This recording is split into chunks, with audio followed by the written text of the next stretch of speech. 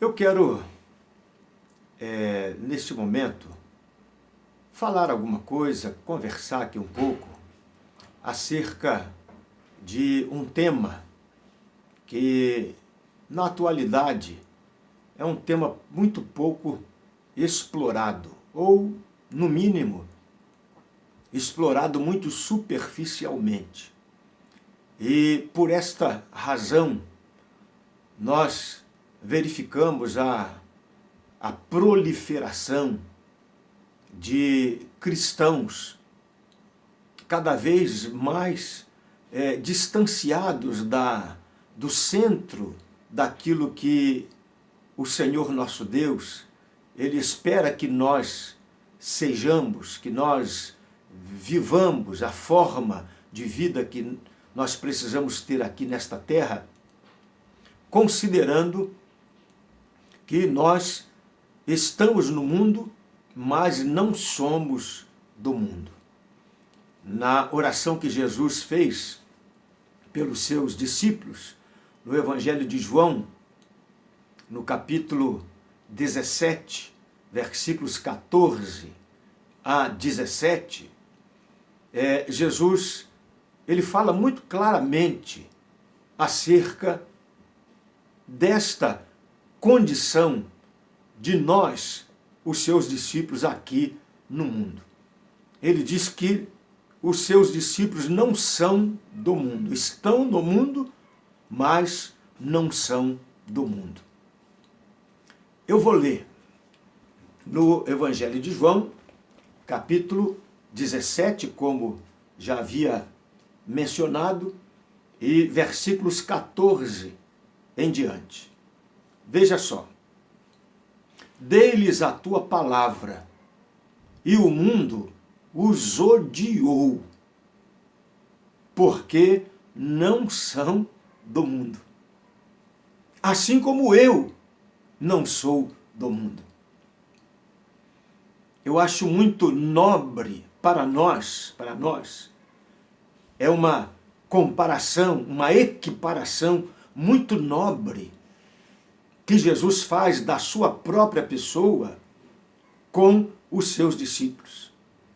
Eles não são do mundo, assim como eu não sou do mundo. Então observemos que Jesus, ele nessa expressão, essa expressão muito clara, ele vê em cada um dos seus discípulos verdadeiras, vamos colocar assim, a nível de entendimento, réplicas suas. Ou seja, cristãos, filhos gerados de novo, gerados espiritualmente, pelo poder salvador, regenerador do sangue, do nome de Jesus, poder da palavra de Deus. Então, a partir de quando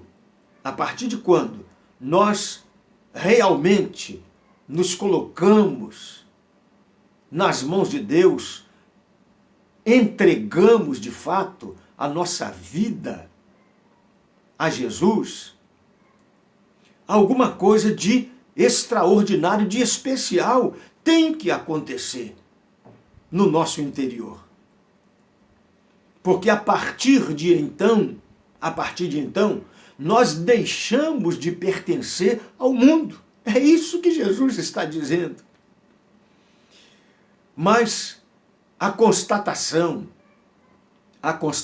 que se faz com muita facilidade é que essa diferenciação entre aqueles que são de fato do mundo, em razão de viverem como homens naturais, a diferenciação destes para os que se intitulam, se identificam como filhos de Deus, nascidos de novo, essa identificação, ou melhor, essa diferenciação nós estamos observando que a cada vez, a cada ano, de acordo com o passar dos tempos, essa diferenciação vai ficando muito complicada de nós a detectarmos. Então nós precisamos fazer uma pergunta honesta. Precisamos nos perguntarmos honestamente: o que é que está acontecendo comigo? O que é que está acontecendo conosco? O que é que está ocorrendo com a Igreja de Jesus? A palavra de Deus nos recomenda para que nós não nos conformemos com este mundo, mas que nós nos transformemos pela renovação do nosso entendimento. Então fica muito claro que o cristão, verdadeiro, genuíno cristão, há uma larga, uma evidente separação entre a nossa vida e a vida que o mundo vive. E observe que Jesus, ele faz a seguinte observação: dê-lhes a tua palavra, e o mundo os odiou, porque não são do mundo. Então, o normal, o natural para o cristão, o natural para a Igreja de Cristo, é ser odiada pelo mundo. E mal vai quando nós começamos a nos vangloriar de sermos considerados pelos do mundo, apreciados, elogiados, quase que batem continência para a Igreja de Cristo Jesus hoje na terra. A igreja com uma ligação muito estreita com as coisas que de fato não se coadunam com a fé que nós abraçamos. Nós não podemos ignorar que os nossos pés de fato estão no mundo, mas nós não somos daqui. Nós não somos daqui. A nossa mentalidade é outra. A nossa cabeça é outra. A Bíblia diz que nós temos a mente de Cristo. Ora, se nós temos a mente de Cristo, nós precisamos pensar como Ele. Precisamos andar como Ele. Nós precisamos nos relacionarmos com o mundo da forma como ele se relacionava. E a forma como Jesus interagia com as pessoas à sua volta resultou num grande ódio. Crucifica-o. Crucifica-o. Isso aí é um ser de outro mundo. Ele vem nos trazer leis diferentes e que nós não estamos habituados, não são essas leis que nós escolhemos para nos reger. Nós não o queremos, nós o detestamos. Crucificam. Tudo porque Jesus se comportava, falava, pensava, discursava de forma completamente diferente de qualquer homem na face da terra. Ao ponto de, numa certa feita, os seus ouvintes dizerem: olha, nunca ouvimos alguém falar como este homem fala.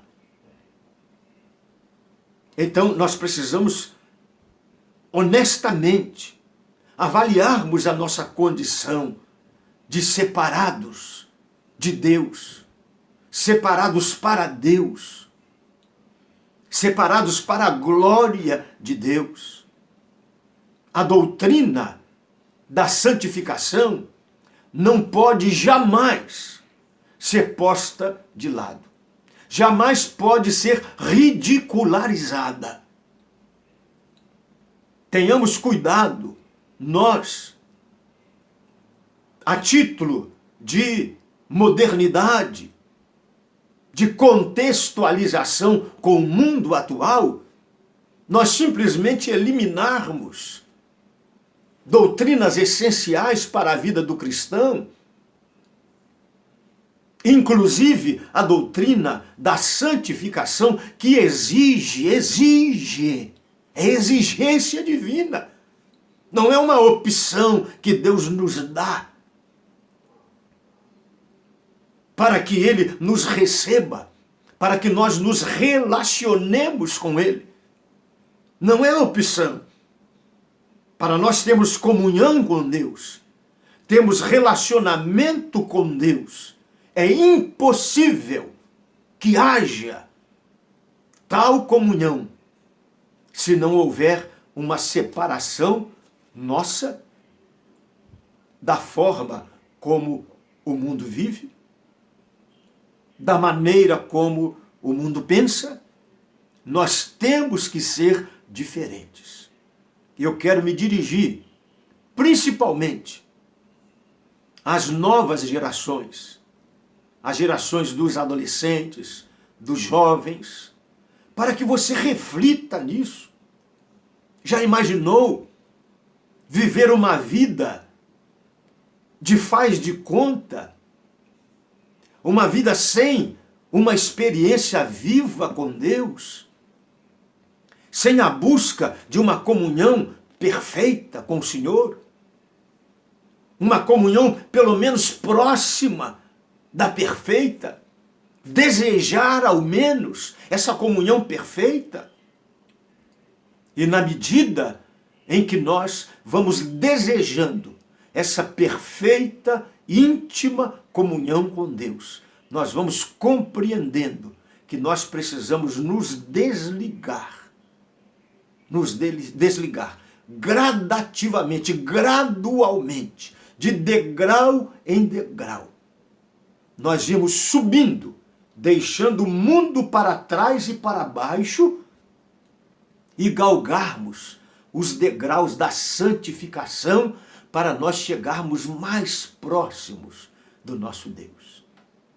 E para isso, eu tenho que reconhecer, eu preciso admitir que em algum momento da minha vida, ou em muitos momentos do meu viver, eu não conseguirei ser aquela pessoa moderninha que as pessoas esperam que eu seja, que eu tenha um pensamento, um raciocínio avançado no conceito da humanidade caída.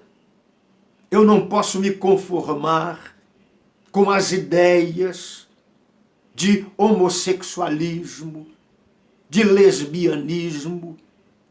Não posso me conformar com o mundo alheio à moralidade, a moralidade requerida, exigida, ensinada pela palavra de Deus. A Bíblia Sagrada é a nossa regra moral, a nossa regra de fé, a nossa regra de conduta familiar, de conduta social. A nossa regra é esta aqui. O verdadeiro cristão não pode abrir mão, precisa abraçar esta palavra. Clamar a Deus por graça, por misericórdia e por entendimento. E amar a Deus acima de todas as coisas. E ter a sua palavra como a sua regra de fé e de conduta. Glorificado seja o nome do Senhor. E para finalizar essa nossa conversa, Jesus disse na sua oração que fez ao Pai: não peço que os tire ou que os tires do mundo, mas que os livre do mal. Não são do mundo, como eu do mundo não sou. santifica-os. Santifica-os na verdade. A tua palavra é a verdade. Que Deus te abençoe. Ame a palavra de Deus. Santifique a sua vida. Ainda que você tenha que fazer grandes e importantes renúncias, mas se você pretende ter a Jesus como seu amigo, como seu companheiro, com quem você possa se relacionar, você precisa se adaptar à sua santidade. Deus te abençoe, em nome de Jesus, e até a nossa próxima conversa, querendo o Senhor.